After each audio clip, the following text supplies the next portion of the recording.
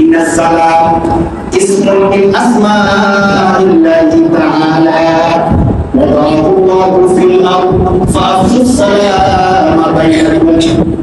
সহিহ হাদিস। আল্লাহ রাসূল সাল্লাল্লাহু আলাইহি ওয়াসাল্লাম বলেন, তোমরা কি চিন্তা করছো যে সালামটা তোমরা একজন আরেকজনকে দাও, ওই সালামটা হলো আল্লাহর নিরানব্বইটা নামের মধ্যে একটা নাম, সুবহানাল্লাহ। সালামুন মালিকুল কুদ্দুস। কুদ্দুস যেমন আল্লাহর একটা নাম, সালাম আল্লাহর একটা কি সিফাতি নাম।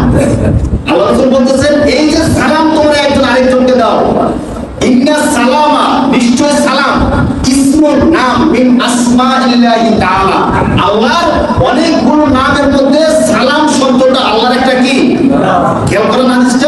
ওয়াদাহুল্লাহু তাআলা ফিল আরদ, আল্লাহ তাআলা আল্লাহর এই নামটাকে রহমত স্বরূপ দুনিয়ার মধ্যে প্রেরণ করেছেন, সুবহানাল্লাহ।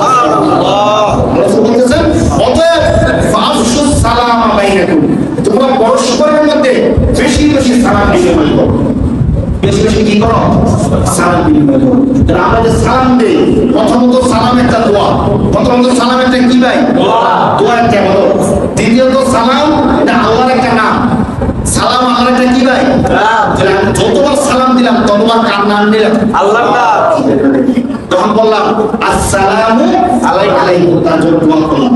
আর যদি ওই ভাই বুঝে জানে না সালাম, তখন সেও সাথে সাথে কি বলবে, ওয়া আলাইকুমুস, কি বলবে বলেন, ওয়া আলাইকুমুস। তাহলে কি ফায়দা হবে? আমি দোয়া করলাম, সব পাইলাম, আল্লাহর নাম নিলাম, কি পাইলাম, সব পাইলাম। সাথে সাথে ওই ভাই আমি সালাম দেওয়ার পরে সে আমাকে সালাম রিপ্লাই করলো, জবাব দিল, তখন সেও আমার কাছে দোয়া করলো, সব পাইল, এবং সেও আল্লাহর নাম নিলে সেও কি পাইল, সব পাইল। পূর্ণাঙ্গ সালামটা হলো আসসালামু আলাইকুম ওয়া রাহমাতুল্লাহি ওয়া বারাকাতুহু।